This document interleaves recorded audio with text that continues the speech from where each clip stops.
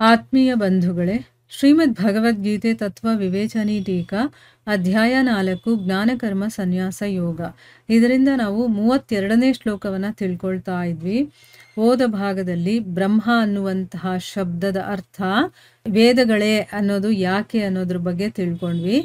So ಈಗ ಪ್ರಶ್ನೆ ಏನು ಅಂತಂದ್ರೆ, ಅವೆಲ್ಲವನ್ನೂ ಕೂಡ ನೀನು ಮನಸ್ಸು, ಇಂದ್ರಿಯಗಳು ಮತ್ತೆ ಶರೀರದ ಕ್ರಿಯೆಗಳ ಮೂಲಕ ಸಂಪನ್ನವಾಗುವಂಥದ್ದು ಅಂತ ತಿಳ್ಕೋ ಅಂತ ಹೇಳಿದಾರಲ್ಲ, ಇದಕ್ಕೆ ಅರ್ಥ ಏನು ಅಂತ ಇಲ್ಲಿ ಪ್ರಶ್ನೆ ಕೇಳ್ತಾ ಇದ್ದಾರೆ.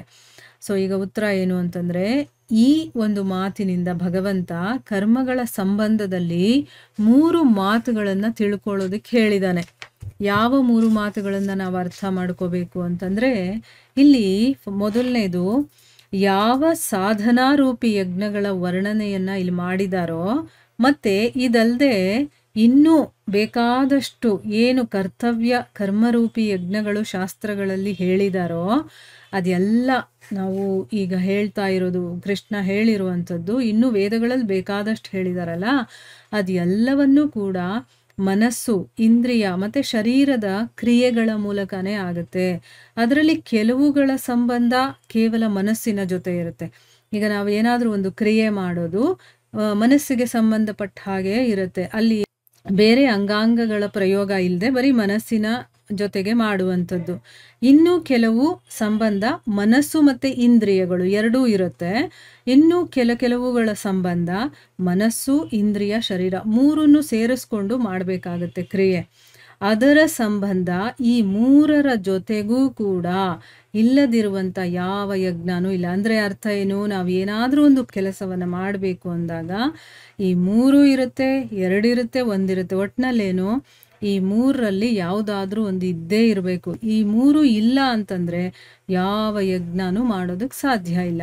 ಅದಕ್ಕೋಸ್ಕರನೇ ಸಾಧಕನಿಗೆ ಯಾವ ಸಾಧನೆಯಲ್ಲಿ ಶರೀರ, ಇಂದ್ರಿಯಗಳು ಮತ್ತು ಪ್ರಾಣಗಳ ಕ್ರಿಯೆಗಳ ಅಥವಾ ಸಂಕಲ್ಪ ವಿಕಲ್ಪ, ಈ ಮನದ ಕ್ರಿಯೆಗಳ ತ್ಯಾಗವನ್ನು ಮಾಡಲಾಗುತ್ತೋ, ಇಲ್ಲಿ ನೋಡಿ, ಶರೀರ, ಇಂದ್ರಿಯ ಮತ್ತು ಪ್ರಾಣಗಳ ಕ್ರಿಯೆಗಳನ್ನು ಮಾಡೋದು ಅಥವಾ ನಮಗೆ ಸಂಕಲ್ಪ ಮಾಡ್ಕೊಳ್ಳೋದು, ವಿಕಲ್ಪ ಆಗೋದು, ಇದು ಮನಸ್ಸಿನ ಕ್ರಿಯೆ ಅಲ್ವಾ. ಇದನ್ನೆಲ್ಲ ತ್ಯಾಗ ಮಾಡ್ತೀವೋ ಆ ತ್ಯಾಗರೂಪಿ ಸಾಧನೆಯನ್ನೂ ಕೂಡ ನಾವು ಕರ್ಮ ಅಂತಾನೆ ತಿಳ್ಕೋಬೇಕು.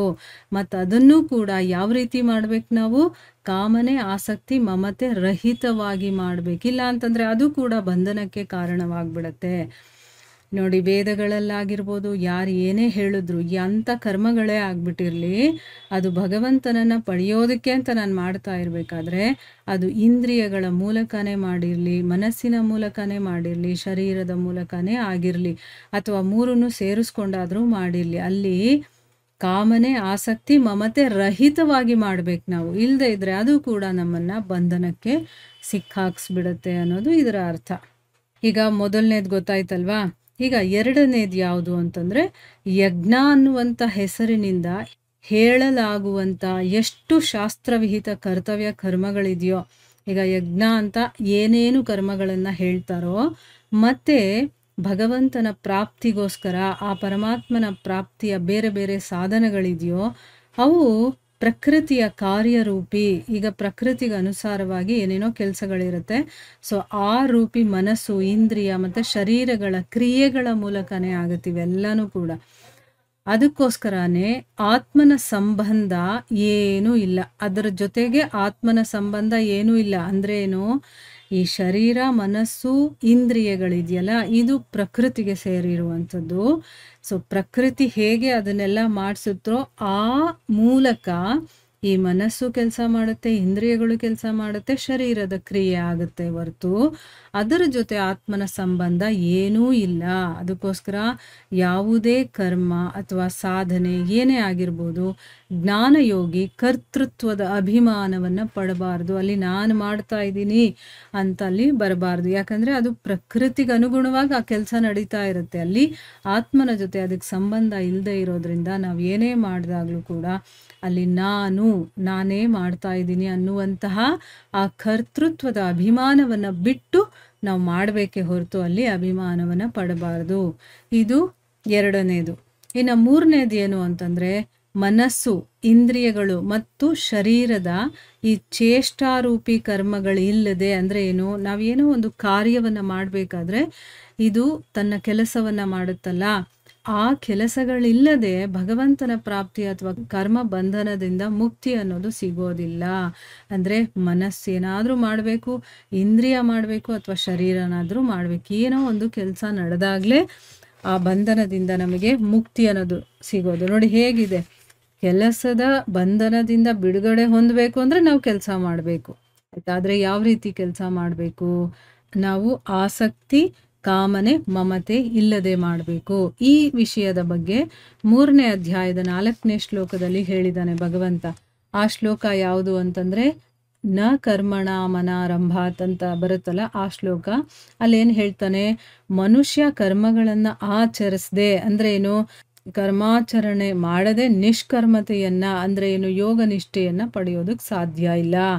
ಕೇವಲ ಕರ್ಮಗಳ ತ್ಯಾಗ ಮಾತ್ರದಿಂದ ಸಿದ್ಧಿ ಅಂತಂದರೆ ಸಾಂಖ್ಯ ನಿಷ್ಠೆಯನ್ನು ಅವನು ಪಡೆಯೋದಕ್ಕಾಗೋದಿಲ್ಲ. ನಾನು ಕೆಲಸನೇ ಮಾಡದೆ ಸುಮ್ಮನೆ ಇದ್ಬಿಡ್ತೀನಿ, ಆವಾಗ ನನಗೆ ಯಾವ ಕರ್ಮ ಬಂಧನನೂ ಇರೋದಿಲ್ಲ ಅಂತ ಅವನು ಸುಮ್ಮನೆ ಇರೋದಕ್ಕೂ ಸಾಧ್ಯ ಇಲ್ಲ. ಅವನು ಕೆಲಸ ಮಾಡಲೇಬೇಕು, ಆಗಲೇ ಅವನಿಗೆ ಮುಕ್ತಿ ಅನ್ನೋದು ಸಿಗೋದು. ಕರ್ಮ ಬಂಧನದಿಂದ ಬಿಡುಗಡೆಯಾಗೋದಕ್ಕೆ ಎಷ್ಟು ಉಪಾಯಗಳನ್ನು ಹೇಳಿದಾರೋ ಅದೆಲ್ಲ ಕೂಡ ಮನಸ್ಸು, ಇಂದ್ರಿಯಗಳು ಮತ್ತು ಶರೀರದ ಕ್ರಿಯೆಗಳ ಮೂಲಕನೇ ಸಿದ್ಧವಾಗುವಂಥದ್ದು. ಅದಕ್ಕೋಸ್ಕರನೇ ಪರಮಾತ್ಮನ ಪ್ರಾಪ್ತಿ ಮತ್ತು ಕರ್ಮ ಬಂಧನದಿಂದ ನಾವು ಮುಕ್ತರಾಗಬೇಕು ಅನ್ನುವಂಥ ಆಸೆ ಇರುವಂಥ ಮನುಷ್ಯರು ಮಮತೆ, ಅಭಿಮಾನ, ಫಲೇಚ್ಛೆ ಮತ್ತು ಆಸಕ್ತಿಯನ್ನು ಬಿಟ್ಟು ಯಾವುದಾದ್ರೂ ಒಂದು ಸಾಧನೆಯಲ್ಲಿ ಅವಶ್ಯಕವಾಗಿ ತತ್ಪರರಾಗಬೇಕು ಅನ್ನೋದು ಇದರ ಅರ್ಥ. ಈಗ 3 ವಿಚಾರಗಳು ನಮಗೆ ಗೊತ್ತಾಗಿದೆ ಅಲ್ವಾ. ಇನ್ನೂ ಒಂದು ಸರಿ ಬೇಕಾದರೆ ಕೇಳಿ ಅದನ್ನು ಚೆನ್ನಾಗಿ ಅರ್ಥ ಮಾಡಿಕೊಂಡ್ರೆ, ಅದು ಅರ್ಥ ಆದರೆ ಅಲ್ವಾ ನಾವು ಯಾವ ರೀತಿ ಇರಬೇಕು ಅನ್ನೋದು ಗೊತ್ತಾಗೋದು. ನಾವು ಅಂದ್ಕೊಳ್ತೀವಿ ಕೆಲಸ ಮಾಡದೆ ಸುಮ್ಮನೆ ಇದ್ಬಿಡೋಣ, ನನ್ನ ಜವಾಬ್ದಾರಿಗಳನ್ನು ಬಿಟ್ಬಿಟ್ಟು ಏನೂ ಇಲ್ಲದೆ ಸುಮ್ಮನೆ ಒಂದು ಕಡೆ ಕೂತ್ಕೊಂಡ್ಬಿಟ್ರೆ ನನಗೆ ಯಾವ ಬಂಧನನೂ ಇರೋದಿಲ್ಲ, ಭಗವಂತ ಸಿಕ್ಬಿಡ್ತಾನೆ ಅಂತಂದರೆ ಅದು ಸುಳ್ಳು. ಇಲ್ಲಿ ಸ್ವಯಂ ಭಗವಂತ ಹೇಳ್ತಾ ಇದ್ದಾನೆ, ನಮ್ಮ ಕರ್ತವ್ಯ ಕರ್ಮಗಳನ್ನು ನಾವು ಮಾಡಲೇಬೇಕು. ಮನುಷ್ಯ ಅಂತ ಹುಟ್ಟಿದ ಮೇಲೆ ನಮ್ಮದೇ ಆದಂಥ ಕೆಲವೊಂದು ಜವಾಬ್ದಾರಿಗಳು, ಕೆಲಸಗಳು ಎಲ್ಲ ಇರುತ್ತೆ, ಅದನ್ನು ಮಾಡಲೇಬೇಕು ನಾವು. ಮತ್ತು ಭಗವಂತನನ್ನು ಪಡಿಬೇಕು ಅಂತಂದರೂ ಕೂಡ ನಾವು ಈ 3 ಅಂದರೆ ಮನಸ್ಸು, ಇಂದ್ರಿಯ ಅಥವಾ ಶರೀರದ ಮೂಲಕ ನಾವು ಕೆಲಸ ಮಾಡಲೇಬೇಕು.